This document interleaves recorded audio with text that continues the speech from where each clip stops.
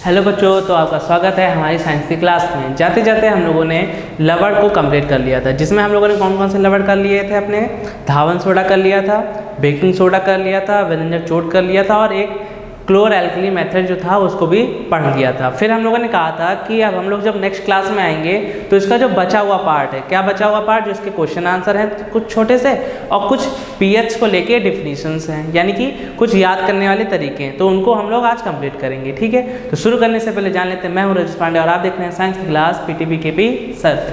ठीक है, तो हमारे आगे पहला प्रश्न क्या दिया गया है कि सर क्रिस्टलन जल किसे कहते हैं। क्या कहेंगे? क्रिस्टलन जल किसे कहते हैं। तो क्या कहेंगे? लवण के सूत्र में, क्या कहेंगे? लवण के सूत्र में यानी कि फॉर्मूला में जल की निश्चित अणुओं की संख्या को ही क्या कहते हैं हम लोग? क्रिस्टलन जल कहते हैं। यानी कि जो जल की निश्चित संख्या होती है उसी को क्या कहते हैं हम लोग? क्रिस्टलन जल कहते हैं। जैसे कि अगर एग्जाम्पल की बात करें अगर हम लोग, तो क्या कहेंगे कि सर एग्जाम्पल में जैसे कि लिखा है कि धावन सोडा में क्रिस्टलन जल के 10 अणु पाए थे। धावन सोडा यानी कि धोने का सोडा। फॉर्मूला बताएगा कोई? क्या कहेंगे कि सर फॉर्मूला क्या होता है? Na2CO3 into 10H2। क्या कहेंगे? 10H2 होता है सर, यही तो फॉर्मूला होता है धावन सोडा का।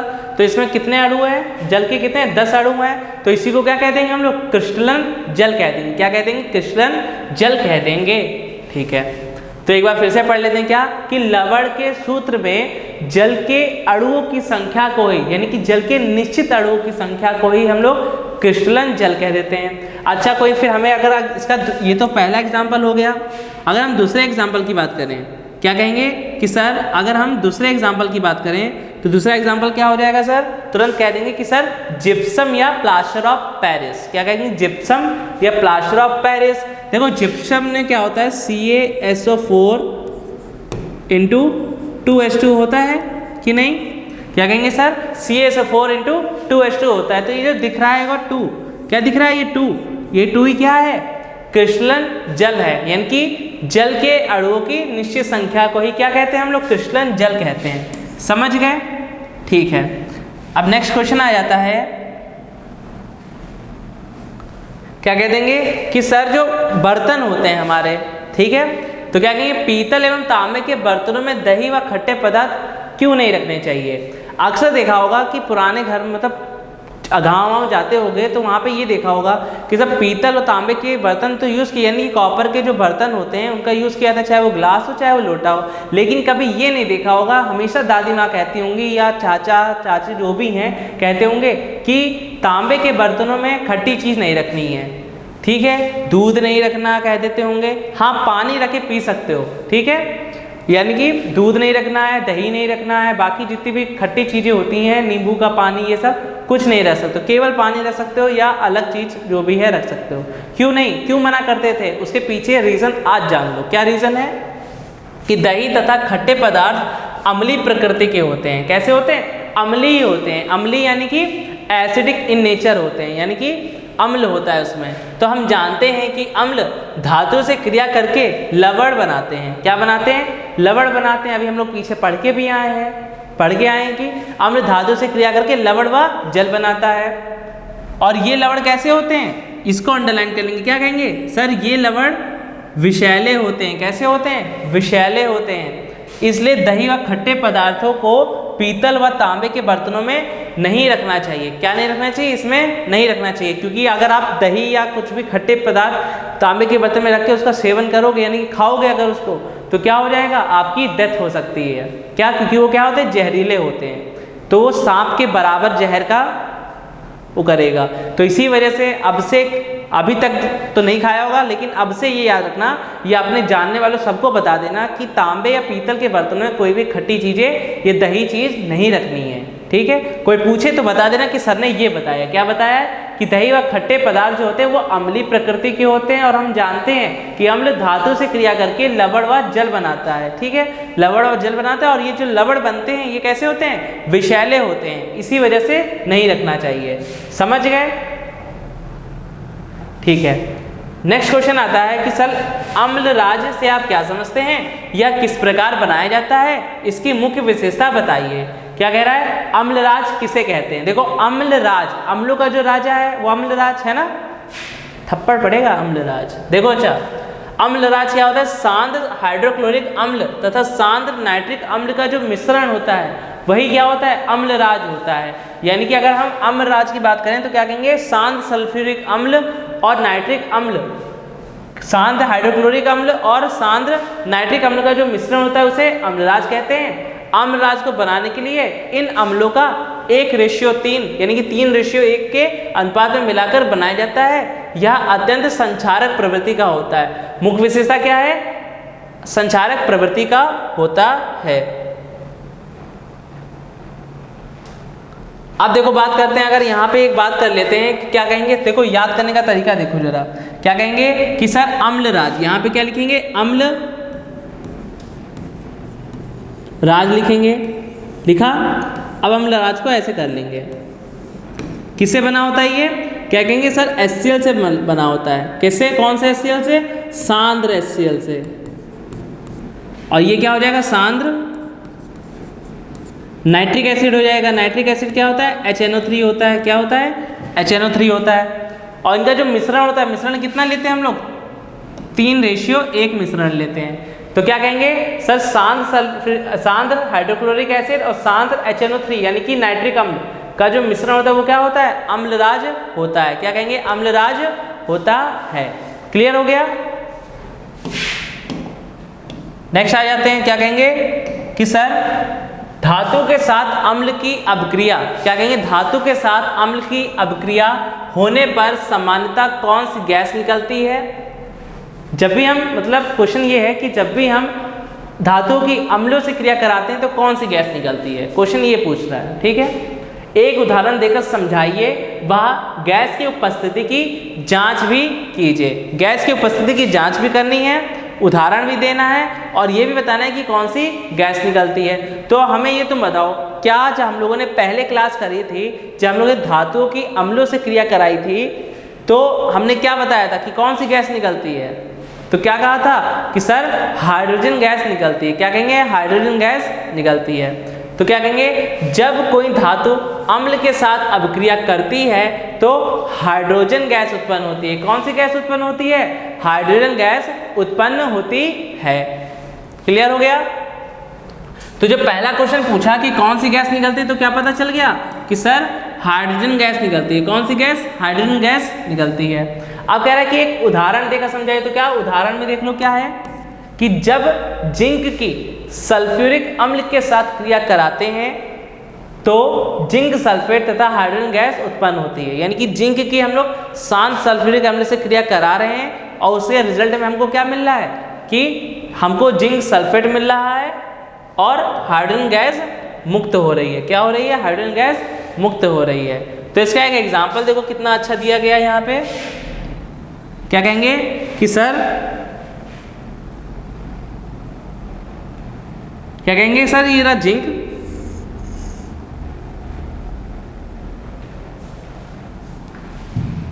क्या कहेंगे कि सर यहां पे ये रहा जिंक, ठीक है।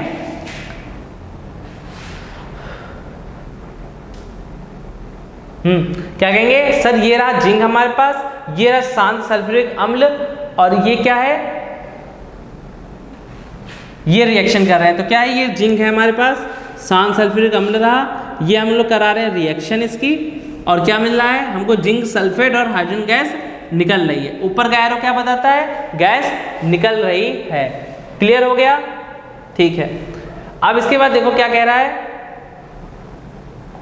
कि परीक्षण, उसने लास्ट में कहा कि इसका परीक्षण करके भी बताओ, क्या ये जो तुम बता रहे हो क्या ये रियल है कि हाइड्रोजन गैस निकलती है। तो हम क्या कहेंगे कि सर इस गैस के पास कौन सी गैस, जो गैस निकलती है, कौन सी, हाइड्रोजन गैस, जलती हुई मोमबत्ती ले जाने पर फट फट की आवाज़ आती है। कैसी आवाज़ आती है, फट फट की आवाज़ आती है।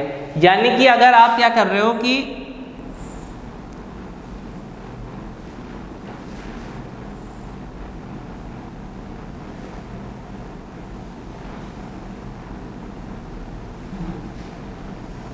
ठीक है, यह एक मोमबत्ती हो गई है और मोमबत्ती के पास अगर आप ये गैस ले जाते हो, ठीक है, गैस ले जा रहे हो, गैस कौन सी है, H2 गैस है। कौन सी गैस है, H2 गैस है। तो ये जो H2 गैस इसके पास जब आएगी तो ये जो पास करके निकलेगी यहाँ से, तो इसमें से एक आवाज़ आएगी। आवाज़ कौन सी आएगी? फट फट की आवाज़ आएगी। कैसी आएगी? फट फट की। और ये फट फट की आवाज़ तभी आती है जब क्या? जब हाइड्रोजन गैस निकलती है, ठीक है। जब हाइड्रोजन गैस निकलेगी तभी ये फट फट की आवाज़ आएगी। समझ गए? तो ये क्या हो गया? इस फिगर को भी बना लेना ऐसे, ठीक है। फिगर को भी बना लेना ऐसे ही।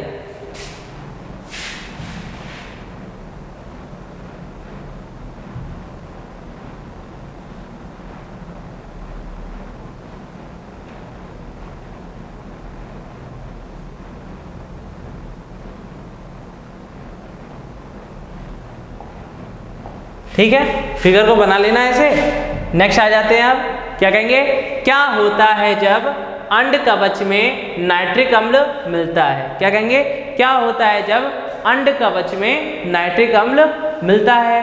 तो क्या कह देंगे कि सर अंड कवच देखा होगा तुमने, अंडे का जो कवर होता है, अंडे की जो सिल्ड होती है, अंडा तो देखा है एग, मुर्गी का किसी का भी, तो उसके ऊपर जो सिल्ड होती है वो कह रहा है में कैल्शियम कार्बोनेट होता है। क्या होता है? अंड कवच में कैल्शियम कार्बोनेट होता है, लेकिन जब इसमें नाइट्रिक अम्ल मिलाया जाता है तब यह कार्बन डाइऑक्साइड गैस उत्पन्न करता है। तभी कहा जाता है कि जो अंडे की जो ऊपर का जो कवर होता है उसको जलाना नहीं चाहिए, क्योंकि अगर आप जला देते हो तो उसमें से पहले तो एक बहुत बेकार सी बदबू आती है, स्मेल सी आती है, और दूसरी चीज़ क्या होती है, वो कार्बन डाइऑक्साइड गैस करता है। और कार्बन डाइऑक्साइड गैस जो एक्सर्ट करता है, तो यानी कि जो निकालता है, उत्पन्न करता है, तो उसकी वजह से क्या होता है, हमारा एटमॉस्फेयर में भी क्या होता है, बहुत बड़ा अफेक्ट पड़ता है, वो एटमॉस्फेयर को अफेक्ट करता है इस वजह से। तो क्या कहेंगे कि अंड कवच में कैल्शियम कार्बोनेट, क्या कहेंगे? Calcium carbonate. कैल्शियम कार्बोनेट का फॉर्मूला बताओगे हमें? कैल्शियम कार्बोनेट का फॉर्मूला बताओगे? क्या कहोगे? हाँ, क्या कहेंगे कि सर CaCO3, ये क्या हो गया? कैल्शियम कार्बोनेट का फॉर्मूला हो गया।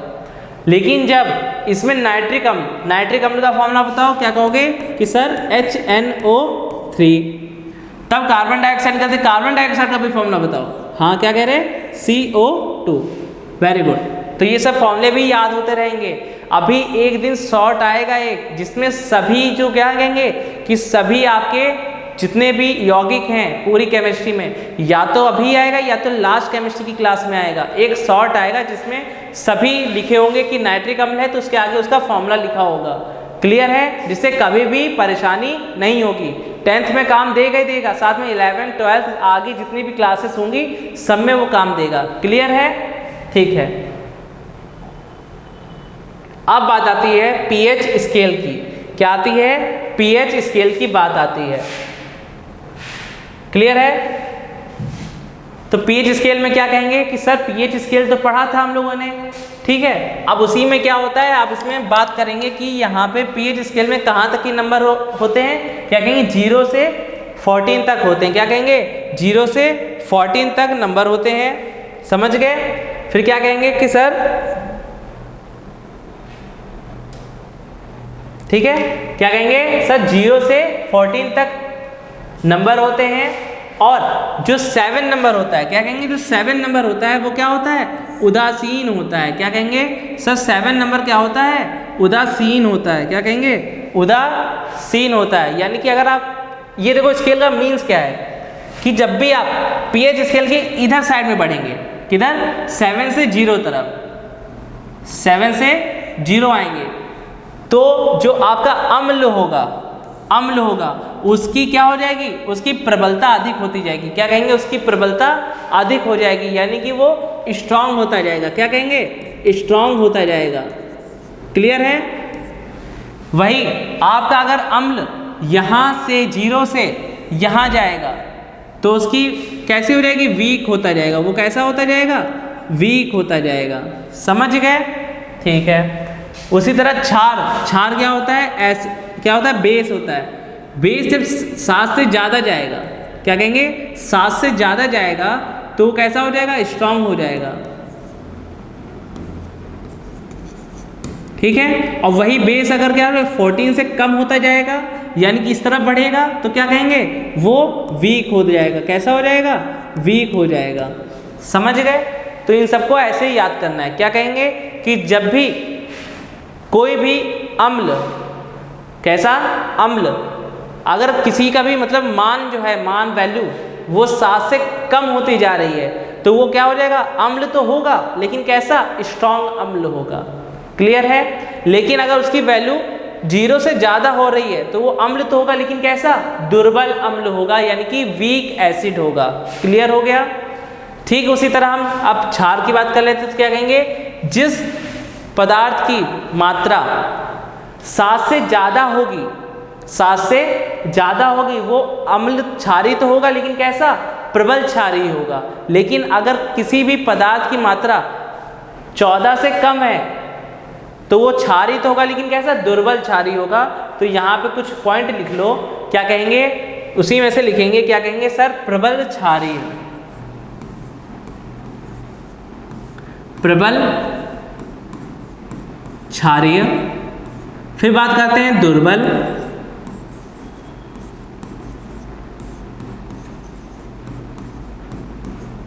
क्षारीय। ठीक है? ठीक इसी तरह बात करेंगे हम लोग किसकी सर? प्रबल अम्लीय। फिर क्या कहेंगे? दुर्बल अम्लीय। क्लियर हो गया? ठीक है, तो इनकी बात कर लेते हैं। तो क्या बताया? प्रबल क्षारी क्या होगा? जिसकी वैल्यू 7 से ग्रेटर देन होगी। क्या कहेंगे? 7 से ग्रेटर देन होगी, वो कैसा हो जाएगा? प्रबल क्षारी हो जाएगा। दुर्बल क्षारी क्या हो जाएगा? जिसकी वैल्यू 14 से कम होगी, वो क्या हो जाएगा? दुर्बल क्षारी हो जाएगी, यानी कि 14 से कम।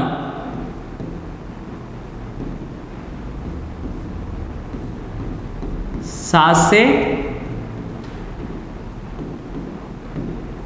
ज्यादा। प्रबल अम्लीय में क्या कह देंगे कि सर 7 से कम।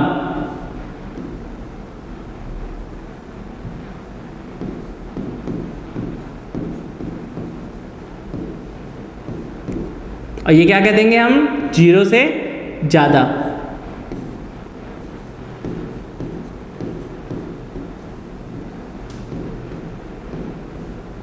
क्लियर हो गया?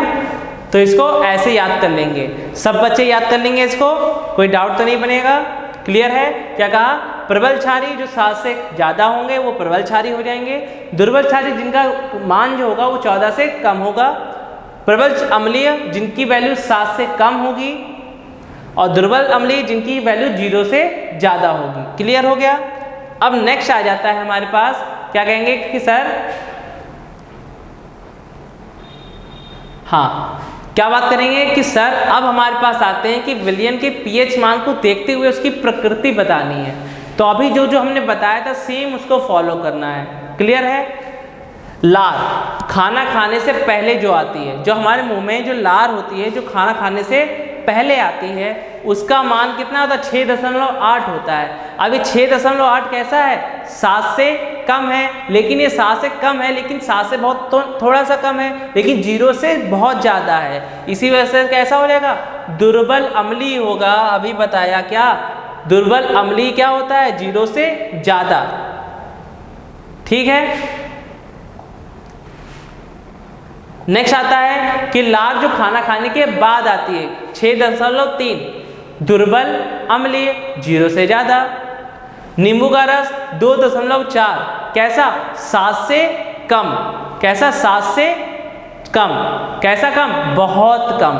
बहुत की बात आती है यहाँ पे, थोड़ा सा कम नहीं देखा जाता है, बहुत कम। 7 से बहुत कम है, इसी वजह से प्रबल अम्लीय। रंग रहित जो रंग रहित वाहित पे, यानी कि जो पानी बहता रहता है, जो जिसमें कोई रंग नहीं होता है, उसका क्या? ढाई, यानी कि 2.5 से 3.5 होता है। कैसा? 7 से बहुत कम, प्रबल अम्लीय। क्लियर हो गया? तो ये सब क्लियर हो गई है। ठीक है? कॉफी, अब गाजर का रस की बात कर लेते हैं तो कितना होता है? 6.4। जो ना क्लियर आ रहा हो वो हमसे कह दो। क्या लिखा है? 6.4।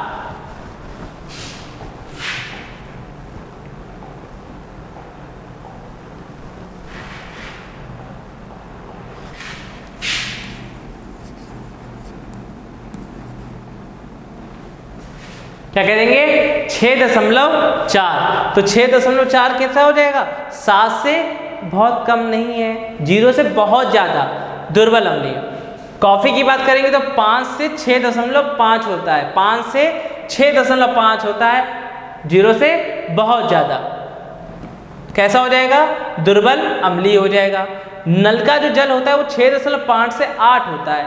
अब बात इधर आ जाओ, क्या कहेंगे सर कि देखो 6.5 कह रहा है लगभग यहाँ पे, क्या कहेंगे लगभग यहाँ पे, और 8, तो ये देखो ये अम्लीय है ये क्षारीय है, तो क्या कह देंगे अम्लीय क्षारीय। क्या कह देंगे अम्लीय क्षारीय। क्या कह देंगे अम्लीय क्षारीय कह देंगे। क्लियर हो गया, ये हो गया। टमाटर का रस 4 होता है, 4 होता है, 7 से बहुत कम नहीं देखेंगे, बहुत ज़्यादा, 7 से तो बहुत ज़्यादा, बहुत कम होता तो होता 0 से, क्या कह देंगे 7 से बहुत कम, क्या हो जाएगा दुर्बल अम्लीय हो जाएगा। या ऐसे कह दो 0 से बहुत ज़्यादा, 7 से कम तो है लेकिन 0 से बहुत ज़्यादा क्या हो जाएगा 4 हो जाएगा।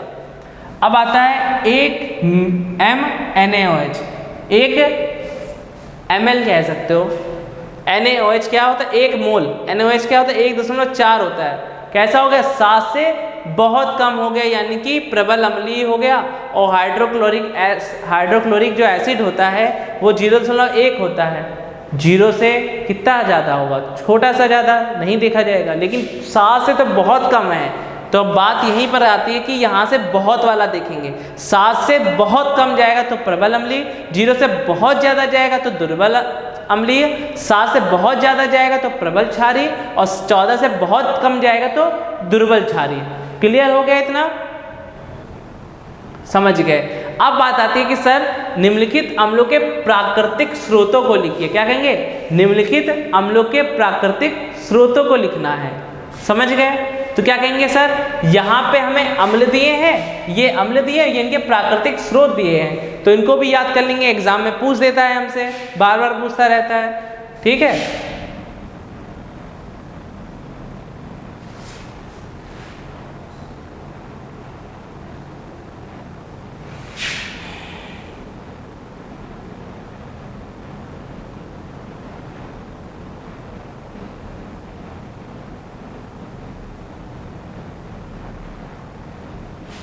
ठीक है, बार बार पूछता रहता है, तो क्या कहेंगे सर एसिटिक अम्ल।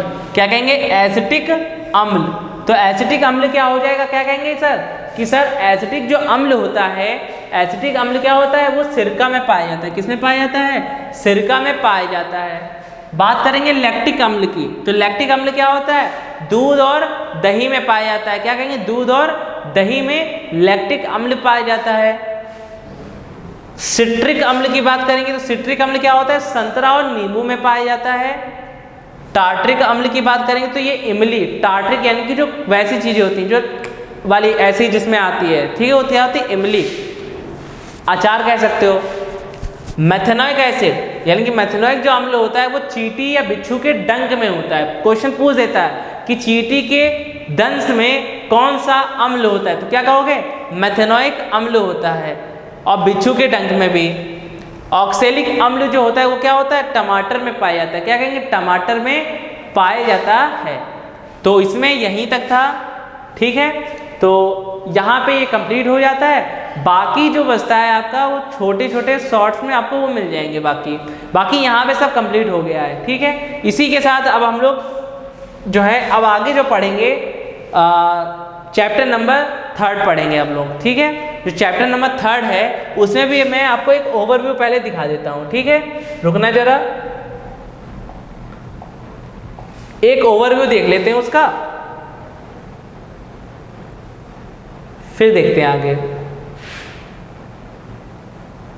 ठीक है। जो आपका चैप्टर नंबर 3 है जिसकी बात करेंगे हम लोग, तो क्या कहेंगे सर हम लोगों ने रासायनिक अभिक्रिया पढ़ ली, अम्ल धातु उनके पढ़ लिए। अब बात आती है धातु एवं अधातु। क्या बात करेंगे धातु एवं अधातु की बात करेंगे, ठीक है। जिसमें हम लोग धातु के बारे में पढ़ेंगे, अधातु के बारे में पढ़ेंगे, गुणधर्म आयनिक यौगिक का निर्माण पढ़ेंगे, गुणधर्म पढ़ेंगे, सक्रियता, धातु कर्म की आधारभूत विधियां, संचारण और उसका निवारण। संचारण के बारे में अभी हम लोगों ने पढ़ के आए हैं संचारण, कि संचारण क्या होता है, ठीक है, उनके बारे में और अच्छे से डिटेल में जानेंगे। तो चैप्टर नंबर 3 हम लोग नेक्स्ट क्लास में पढ़ेंगे। तो आज के लिए इतना ही, मिलते हैं अपनी नेक्स्ट क्लास में। तब तक के लिए जय हिंद, जय भारत और अच्छे से पढ़ाई करते रहिए।